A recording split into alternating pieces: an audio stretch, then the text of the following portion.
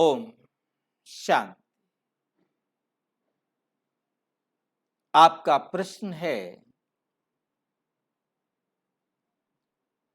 द्वापर से आत्मा पतित होती जाती है तो नेचुरल उसके कर्म भी पतित होते जाएंगे। फिर जैसा कर्म वैसा फल कैसे? आत्मा तो परम धाम से आते ही, चाहे वो सतयुग में आती है, दिन प्रतिदिन वो आत्मा धीरे धीरे ऑटोमेटिक ड्रामा अनुसार पतित होता ही जाना है। ये तो है नहीं कि वह आत्मा धीरे धीरे पतित नहीं होती। 100 से 99 में आई, पता तो नहीं चला, परंतु पतित तो हुई। जब आत्मा पतित हुई तो ऑटोमेटिक उसके कर्म करने का जो तरीका है, कर्मों की जो अवस्था है, कर्मों की जो रूपरेखा है, उसमें भी ऑटोमेटिक गिरावट आती ही आती है। जब उसमें गिरावट आई तो उसके कर्म भी ऑटोमेटिक गिरेंगे ही गिरेंगे। उसके कर्मों में भी ऑटोमेटिक गिरावट आएगी ही आएगी। निश्चित है कि उसके कर्मों में गिरावट आए।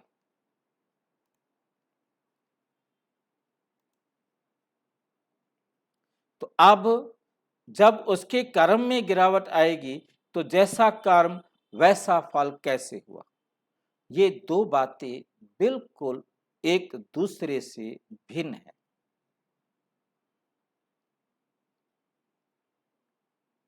बेसिक बात को बहुत ध्यान से रखना है। दोनों बेसिक है और दोनों का अलग अलग महत्व है। कर्म जो भी आत्मा कर रही है, उस कर्म का उसे परिणाम लेना ही लेना है। क्रिया की प्रतिक्रिया ऑटोमेटिक होनी ही होनी है। ऐसा हो नहीं सकता कि कोई कर्म किया जाए और उसकी प्रतिक्रिया ना हो। हर क्रिया की प्रतिक्रिया होती है। जो कर्म उसने किया है वो कभी भी एक्शन जो हो चुका है, ऐसा हो नहीं सकता कि उसका रिएक्शन ना हो। इस बात को हमें बहुत अच्छी तरह अपनी बुद्धि में रखना है। जो कुछ भी किया, जो कुछ भी हुआ, उसका रिएक्शन होना ही होना है और एकदम उसके ऑपोजिट ही होगा। ऐसा नहीं हो सकता कि उसके ऊपर क्रिया की प्रतिक्रिया नहीं हो। और ये क्रिया की प्रतिक्रिया लगातार अनादि काल से होती आ रही है और होती रहेगी। ठीक है, होती आ रही है और होती रहेगी। और दूसरा है कि जो आत्मा परम धाम से आ गई है, दिन प्रतिदिन उसने कमजोर, गुणों से क्षीण, शक्तियों से क्षीण होते जाना है।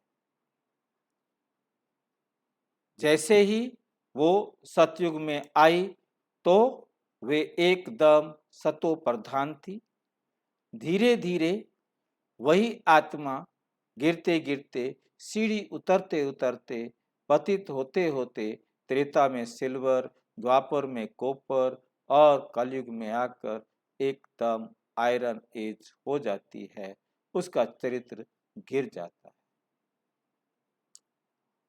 अब हमें दोनों को अपनी अपनी जगह पर रखते हुए इस बात को समझना।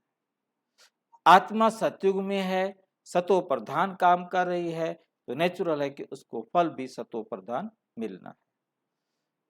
त्रेता में आते ही आत्मा रजो हो गई है, सतो रही है, सतो प्रधान से सतो हो गई है, तो उसके कर्म सतो हैं तो उसका परिणाम भी उसको सतो में ही मिलेगा। द्वापुर में आकर वो रजो हो गई है तो उसके कर्म रजो प्रधान है तो उसको फल भी रजो मिलेगा। और जैसे जैसे आत्मा तमो प्रधान हो गई है तो उसके कर्म तमो प्रधान है तो उसके फल भी तमो प्रधान अवस्था के ही मिलेंगे। जैसा कर्म वैसा फल, ये अलग बात है। सारी बातों को एक साथ मिला नहीं सकते, इस बात को हमें बहुत अच्छी तरह अपनी बुद्धि में रखना है। ठीक है। कर्म का फल मिलना है, जैसा कर्म वैसा फल। इसमें किसी भी प्रकार का ये बात बाधक नहीं बनता कि ऐसा क्यों हुआ। जैसा कर्म सत्युग वाला कर्म किया फल वैसा मिला, त्रेता में कर्म किया वैसा फल मिला, द्वापुर में जैसा कर्म किया वैसा फल मिला, कलयुग में जैसा कर्म किया वैसा फल मिला। और अच्छी तरह से समझना हो तो प्रजापिता ब्रह्मा कुमारी ईश्वरीय विश्वविद्यालय के किसी भी सेवा केंद्र पर संपर्क करें। और यदि कोई प्रश्न हो तो 9213106986 पर केवल टेलीग्राम करें। 9650692270 पर केवल व्हाट्सएप करें, फोन नहीं। ओम शांति।